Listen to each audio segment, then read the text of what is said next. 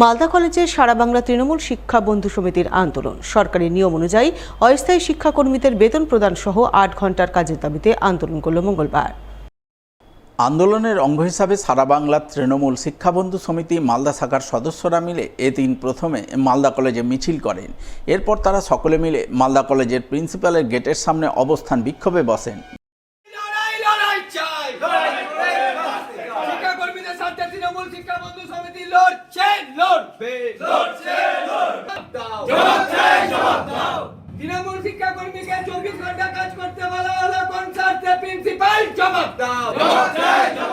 অবস্থান বিক্ষোভে নেতৃত্ব দেন সারা বাংলা তৃণমূল শিক্ষাবন্ধু সমিতি মালদা শাখার জেলা সভাপতি শুভায়ু দাস।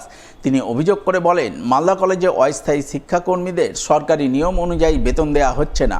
এছাড়াও সম্প্রতি কয়েকজন শিক্ষাকর্মীকে কলেজ কর্তৃপক্ষ 24 ঘন্টা কাজ করতে নির্দেশ দিয়েছেন। এর প্রতিবাদেই আজ তারা আন্দোলনে নেমেছেন, প্রিন্সিপালের ঘরের সামনে অবস্থান বিক্ষোভ করছেন। যদিও এই বিষয়ে মালদা কলেজের প্রিন্সিপাল মানস কুমার বৈদ্যের কোনো প্রতিক্রিয়া মেলেনি।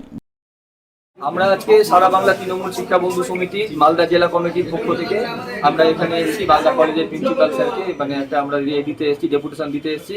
কারণ তিনি দীর্ঘদিন ধরে আমাদের মালদা কলেজে যে সমস্ত ক্যাজুয়াল শিক্ষাকর্মীরা রয়েছে তাদেরকে সরকারি নিয়ম অনুযায়ী তাদের যেটা রয়েছে বেতন ক্রম রয়েছে, বেতন আমরা ধার্য করার জন্য বলেছি।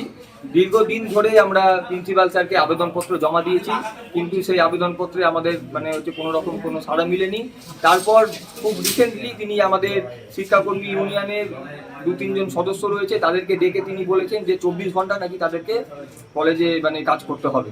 এবার আমরা যতদূর জানি যে কোনো সরকারি গাইডলাইন, কোনো সরকারি নিয়মে কোনো শিক্ষাকর্মীকে 8 ঘন্টার বেশি কাজ করানো যায় না। এগুলোর জন্য আমরা আজকে এখানে একটা অবস্থান বিক্ষোভ জানাতে এসেছি। প্রচণ্ড গ্রীষ্মের মধ্যে গ্রামে দেখা দিয়েছে পানীয় জলের তীব্র জলসংকট, যার প্রতিবাদে মঙ্গলবার সরব হলেন মালদার মানিকচকের উগরিটোলা গ্রামের বাসিন্দারা। রাস্তায় জলের পাত্র রেখে বিক্ষোভ দেখালেন জলের দাবিতে। বিক্ষোভকারী গ্রামবাসীদের অভিযোগ, তাদের গ্রামে গত 4-5 মাস ধরে পানীয় জলের তীব্র সংকট তৈরি হয়েছে। পাইপ লাইনে ঠিকঠাক জল আসছে না, ফলে গ্রামবাসীরা দূর দূরান্ত থেকে ভ্যানে করে জল আনতে বাধ্য হচ্ছেন।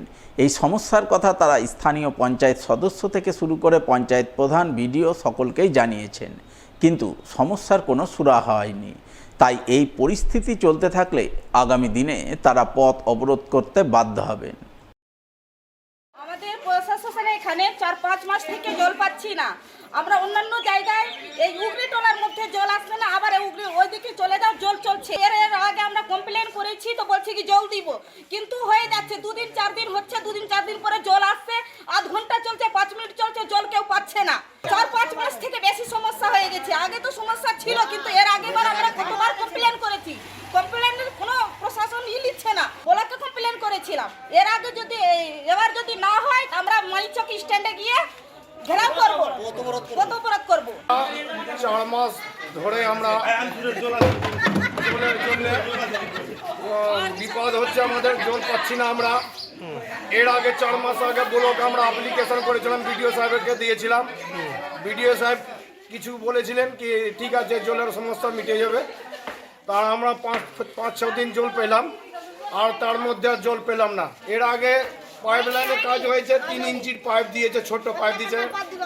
হ্যাঁ, এই 4 মাস ধরে আমরা জল পাচ্ছি না। বিডিও সাহেবকে অ্যাপ্লিকেশন করেছিলাম, তার মধ্যে আমাদের ইদুর জোহা এসেছিল, কমিটি হলে মিটিং হয়েছিল। আমাদের মেয়াবাবু সাহেব বলেছিলেন কোনো জলের সমস্যা থাকবে না, সব হয়ে যাবে। দেখছি তার জন্য ঈদ হয়ে গেল, জলের কোনো আসলেই না জল।